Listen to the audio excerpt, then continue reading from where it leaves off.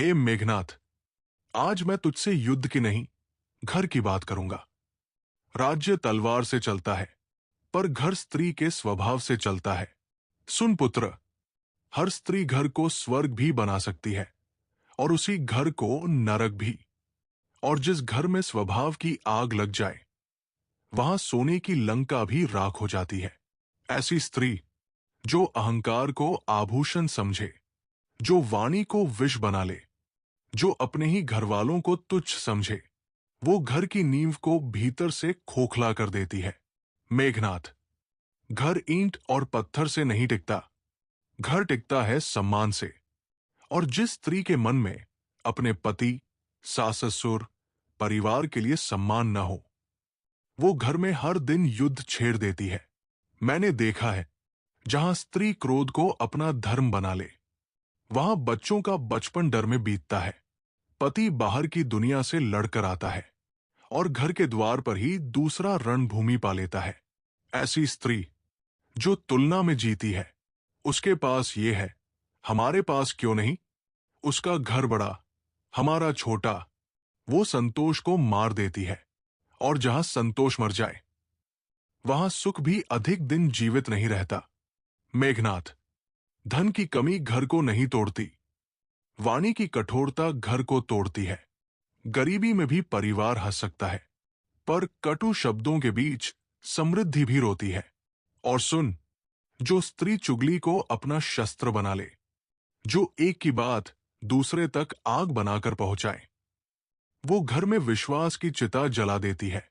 विश्वास एक बार टूट जाए तो फिर लौटकर नहीं आता, और बिना विश्वास के घर सिर्फ चार दीवारें रह जाता है।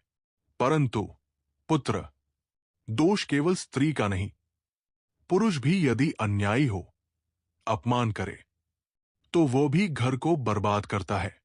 पर आज मैं तुझे चेतावनी दे रहा हूं, यदि कभी ऐसी स्त्री तेरे जीवन में आए जो परिवार को जोड़ने के बजाय तोड़ने लगे, तो पहले उसे समझा, वाणी से, प्रेम से, धैर्य से। क्योंकि स्त्री का हृदय समुद्र जैसा होता है। यदि तू उसमें प्रेम की गंगा बहा दे, तो वही समुद्र शांति दे सकता है। पर यदि अहंकार और तिरस्कार का विष डालेगा, तो वही समुद्र तूफान बन जाएगा। याद रख मेघनाथ, सच्ची स्त्री वो नहीं जो केवल सौंदर्य में चमके। सच्ची स्त्री वो है जो परिवार को बांध कर रखे, जो संकट में ढाल बने, जो घर की इज्जत को अपनी इज्जत समझे। और ऐसी स्त्री घर को मंदिर बना देती है, पर जो ईर्ष्या, अपमान और स्वार्थ में डूबी रहे, वो घर को बर्बाद कर देती है।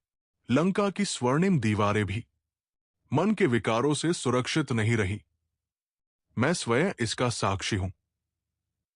इसलिए पुत्र, युद्ध जीतने से पहले घर को जीतना सीख।